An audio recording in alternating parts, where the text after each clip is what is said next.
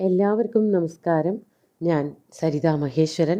ഇന്ന് ശ്രീമദ് വാൽമീകി രാമായണത്തിൻ്റെ ബാലകാണ്ഡത്തിലെ 15ാമത്തെ സർഗം നമ്മൾ ആരംഭിക്കുകയാണ്. കഴിഞ്ഞ സർഗത്തിൽ പറഞ്ഞു നിർത്തിയത് അശ്വമേധയാഗം അതിഗംഭീരമായിട്ട് ദശരഥൻ ഋത്വിക്കുകളോട് കൂടിയിട്ട് ചെയ്തു തീർത്തു. അതിൻ്റെ അവസാന ഘട്ടത്തിൽ എല്ലാവർക്കും ദാനധർമാദികളൊക്കെ ചെയ്തു. അതിനുശേഷമാണ് പുത്രന്മാരുണ്ടാവാൻ വേണ്ടിയിട്ടുള്ള യാഗത്തിനെ പറ്റിയിട്ട് ദശരഥൻ ഓർമ്മിച്ചതും ഋഷ്യശൃംഗനോട് ചോദിച്ചതും. ഋഷ്യശൃംഗന് അതൊക്കെ നല്ല ഓർമ്മയുണ്ട്. അദ്ദേഹം അതിനായിട്ട് തന്നെയാണ് പുറപ്പെടുന്നത്. ആ വിഷയങ്ങൾ പറഞ്ഞുകൊണ്ടാണ് 15ാമത്തെ സർഗം ആരംഭിക്കുന്നത്. നമുക്ക് ആദ്യം 1ാമത്തെ ശ്ലോകം നോക്കാം.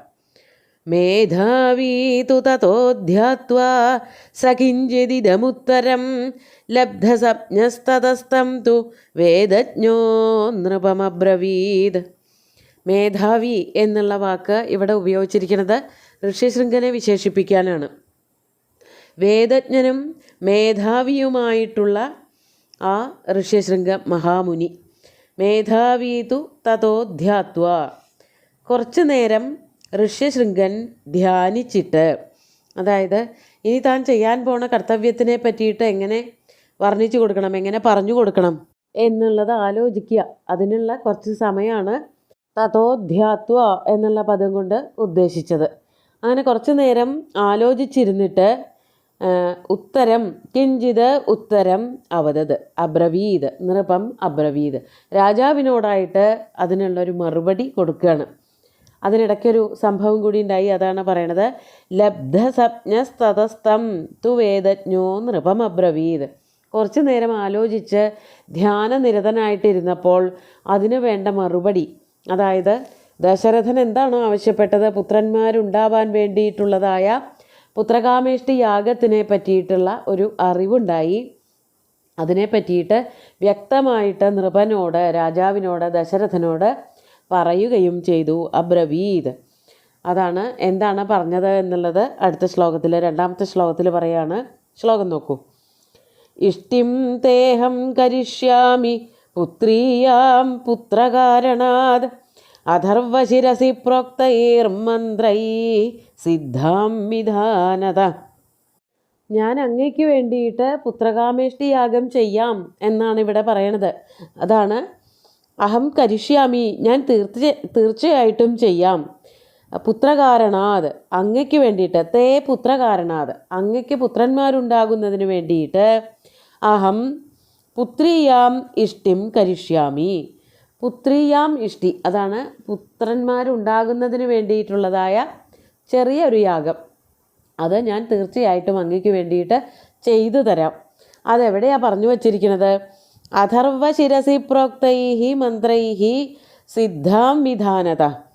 അതാണ് അഥർവശിരസി പ്രോക്തൈഹി. അഥർവശിരസ് എന്നുള്ളത് കൊണ്ട് അഥർവവേദം. അഥർവവേദത്തിൽ പറഞ്ഞു വച്ചിരിക്കുന്നതായ മന്ത്രങ്ങളെ കൊണ്ട് പുത്രകാമേഷ്ടി എന്ന് പറഞ്ഞ വിഖ്യാതമായിട്ടുള്ള യാഗം ഞാൻ അങ്ങയ്ക്ക് വേണ്ടി ചെയ്തു തരാം. അതിൻ്റെ ആ മന്ത്രത്തിൻ്റെ, അതായത് അല്ലെങ്കിൽ ആ യാഗത്തിൻ്റെ ഫലം തീർച്ചയായിട്ടും ലഭിക്കുക തന്നെ ചെയ്യും. അതാണ് അഥർവശിരസി പ്രോക്തൈഹി മന്ത്രൈഹി. അഥർവശിരസ് എന്ന് പറഞ്ഞുകൊണ്ട് അഥർവവേദം, അഥർവവേദത്തിൽ പറഞ്ഞു വച്ചിരിക്കുന്നതായിട്ടുള്ള മന്ത്രങ്ങളാൽ സിദ്ധാം ഇഷ്ടിം, അത് വേണ്ടതുപോലെ വിന്യസിച്ചുകൊണ്ട് ആ മന്ത്രങ്ങളൊക്കെ ചൊല്ലിക്കൊണ്ട് തീർച്ചയായിട്ടും സാധിക്കുന്നതായ ഫലം നൽകുന്നതായിട്ടുള്ള പുത്രിയാം ഇഷ്ടിം അഹം തേ കരിഷ്യാമി. പുത്രന്മാരുണ്ടാകുന്നതിന് വേണ്ടിയിട്ട് അങ്ങയ്ക്ക് ഞാൻ ആ യാഗം ചെയ്തു തരുന്നതാണ്. അതാണ് ഇവിടെ പറയണത്. ഇവിടെ വിധാനത എന്നുള്ളത് കൊണ്ട് വിധിപ്രകാരം കൃത്യമായിട്ട് അതിലെങ്ങനെയാണോ പറയണത് ആ രീതിയിൽ ചെയ്താൽ പുത്രന്മാരൊക്കെ തീർച്ചയായിട്ടും ഉണ്ടാകും എന്ന് ആശ്വസിപ്പിച്ചുകൊണ്ട് അടുത്ത ശ്ലോകത്തിലേക്ക് കടക്കുകയാണ്. 3ാമത്തെ ശ്ലോകം നോക്കാം. തതഃ പ്രാക്രമദിഷ്ടിം താം പുത്രീയാം പുത്രകാരണാത് ജുഹാവാഗ്നൗ ച തേജസ്വീ മന്ത്രദൃഷ്ടേന കർമ്മണ.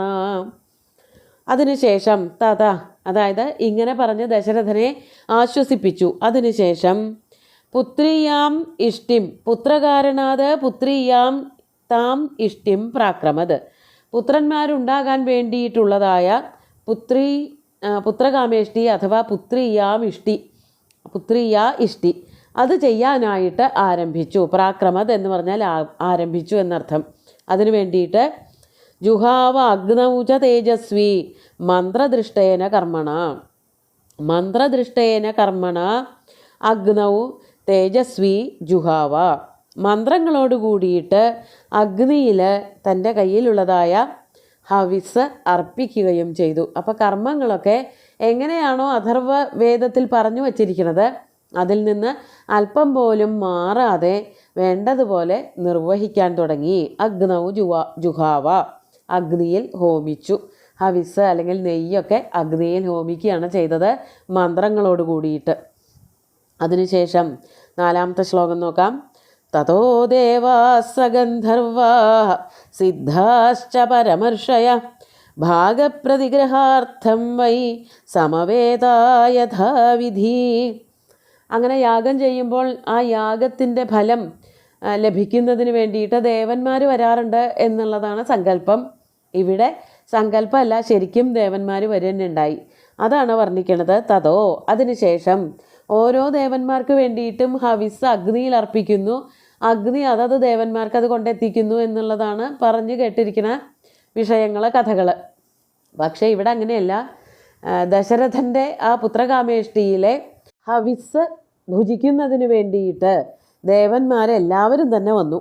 ദേവാഹ, ദേവന്മാരെല്ലാവരും, സ ഗന്ധർവാഹ, ഗന്ധർവന്മാരൊക്കെ തന്നെ, ദേവന്മാരും ഗന്ധർവന്മാരും വന്നു. അതോടൊപ്പം സിദ്ധന്മാർ വന്നു. അവരൊക്കെ അർദ്ധദേവന്മാരാണ്.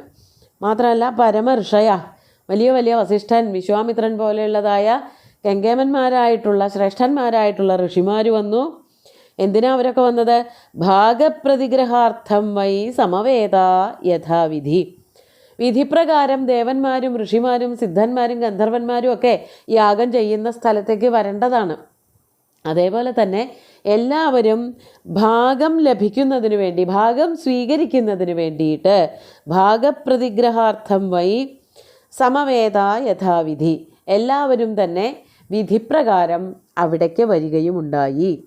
ദശരഥൻ യാഗം ചെയ്യുന്ന അവിടേക്ക്, അതായത് സരയൂ നദിയുടെ വടക്കേ തീരത്ത് ആണല്ലോ അശ്വമേധയാഗം ചെയ്തത്. അതിൻ്റെ അടുത്ത് തന്നെയാണ്, ആ പ്രദേശത്ത് വെച്ച് തന്നെയാണ് പുത്രകാമേഷ്ടിയും ചെയ്തത്. അവിടേക്ക് എല്ലാ ദേവന്മാരും സന്നദ്ധരായി ഇറങ്ങി വന്നു എന്നർത്ഥം.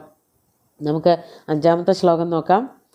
താസമേത്യ യഥാ ന്യായം തസ്മിൻ സദസി ദേവതാഃ അബ്രുവൻ ലോകകർത്താരം ബ്രഹ്മാണം വചനം തതഃ. കഴിഞ്ഞ ശ്ലോകത്തിൽ എല്ലാ ദേവന്മാരും അതുപോലെ ഋഷിമാരും ഒക്കെ വന്നു എന്നേ പറഞ്ഞുള്ളൂ. ബ്രഹ്മാവ് വന്നതായിട്ട് പറഞ്ഞില്ല. പക്ഷേ ഇപ്പോഴത്തെ ശ്ലോകം, 5ാമത്തെ ശ്ലോകം നോക്കുമ്പോൾ അവിടെ ബ്രഹ്മാവ് വന്നതായിട്ട് പറയുന്നുണ്ട്. അപ്പോൾ ദേവന്മാരുടെയൊക്കെ കൂടെ ബ്രഹ്മാവും വന്നിട്ടുണ്ടാവണം. അവിടെ കൂടിയിരുന്ന ദേവന്മാരെല്ലാവരും ഋഷിമാരും സിദ്ധന്മാരെല്ലാവരും കൂടിയിട്ട് എന്താ ചെയ്തത്? താ സമേത്യ യഥാന്യായം തസ്മിൻ സദസി ദേവതാഹ. ദേവത എന്നുള്ളത് സ്ത്രീലിംഗമായതുകൊണ്ടാണ് താഹ എന്ന് പറഞ്ഞത്. ഇവിടെ പറഞ്ഞ കണക്കനുസരിച്ച് എല്ലാം പുരുഷന്മാരെ പറ്റി തന്നെ പറഞ്ഞുള്ളൂ. എങ്കിലും ദേവതാഹ എന്ന് പറഞ്ഞതുകൊണ്ട് സ്ത്രീലിംഗത്തിൽ പദപ്രയോഗം നടത്തിയെന്നേ ഉള്ളൂ. അങ്ങനെ എല്ലാ ദേവന്മാരും തസ്മിൻ സദസി, ആ സദസ്സിൽ, അതായത് യാഗവേദി എന്നുള്ള അർത്ഥമാണ് ഉദ്ദേശിക്കുന്നത്. അങ്ങനെ എല്ലാവരും കൂടി ഒരുമിച്ച് കിട്ടുക, എല്ലാവരെയും കൂടി ഒരുമിച്ച് കാണാൻ പറ്റുക എന്നുള്ളതൊക്കെ വളരെ അപൂർവമായിട്ട് മാത്രം സംഭവിക്കുന്നതാണ്. അതുകൊണ്ടാണ് അവിടെ എല്ലാവരും കൂടിയപ്പോൾ ആ ഒരു വേദിയിൽ വച്ച് തസ്മിൻ സദസി ദേവതാഹ, അതായത് യഥാന്യായം വേണ്ടതുപോലെ ക്രമപ്രകാരം എല്ലാവരും അവിടെ വന്നിട്ടുണ്ട് ഹവിർഭാഗം സ്വീകരിക്കാൻ വേണ്ടിയിട്ട്. അവരെല്ലാവരും കൂടിയിട്ട് എന്തു ചെയ്തു? ലോകകർത്താരം ബ്രഹ്മാണം യഥാന്യായം വചനം തത അബ്രുവൻ. ലോകകർത്താവായിട്ടുള്ള, ഈ ലോകത്തെ മുഴുവനും ഇപ്രകാരം സൃഷ്ടിച്ചിരിക്കുന്നത് ബ്രഹ്മാവാണല്ലോ. ആ ബ്രഹ്മാവിനോടായിട്ട് ഇപ്രകാരം യഥാന്യായം, അതായത് വേണ്ട വിധിപ്രകാരം വന്ദനങ്ങളൊക്കെ നടത്തിയിട്ട് അറിയിക്കേണ്ട കാര്യങ്ങൾ വേണ്ടതുപോലെ അറിയിച്ചു.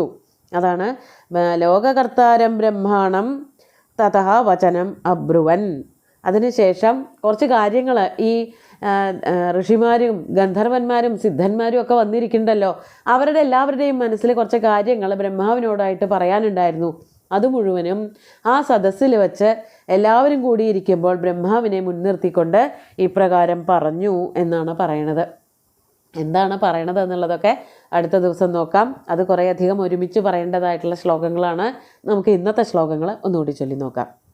മേധാവീ തു തതോ ധ്യാത്വാ സകിഞ്ചിദിദമുത്തരം ലബ്ധസപ്നസ്തതസ്തം തു വേദജ്ഞോ നൃപമബ്രവീത് ഇഷ്ടിം തേഹം കരിഷ്യാമി പുത്രീയാം പുത്രകാരണാത് അഥർവശിരസി പ്രോക്തൈർമന്ത്രൈഃ സിദ്ധാം വിധാനത തതഃ പ്രാക്രമദിഷ്ടിം താം പുത്രീയാം പുത്രകാരണാത് ജുഹാവാഗ്നൗ ച തേജസ്വീ മന്ത്രദൃഷ്ടേന കർമ്മണ തതോ ദേവാഃ സഗന്ധർവാഃ സിദ്ധാശ്ച പരമർഷയഃ ഭാഗപ്രതിഗ്രഹാർത്ഥം വൈ സമവേദാ യഥാവിധി താഃ സമേത്യ യഥാ ന്യായം തസ്മിൻ സദസി ദേവതാഃ അബ്രുവൻ ലോകകർത്താരം ബ്രഹ്മാണം വചനം തഥാ.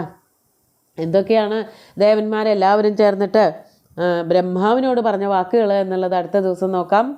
സുന്ദരമായിട്ടുള്ള ശ്ലോകങ്ങൾ ഭഗവാൻ ശ്രീരാമചന്ദ്രൻ്റെ കാൽക്കൽ അർപ്പിച്ചുകൊണ്ട് ഗുരുവായൂരപ്പനെ സാഷ്ടാംഗം നമസ്കരിച്ചുകൊണ്ട് എല്ലാവർക്കും ശുഭദിനം നേർന്നു നിർത്തട്ടെ. നന്ദി.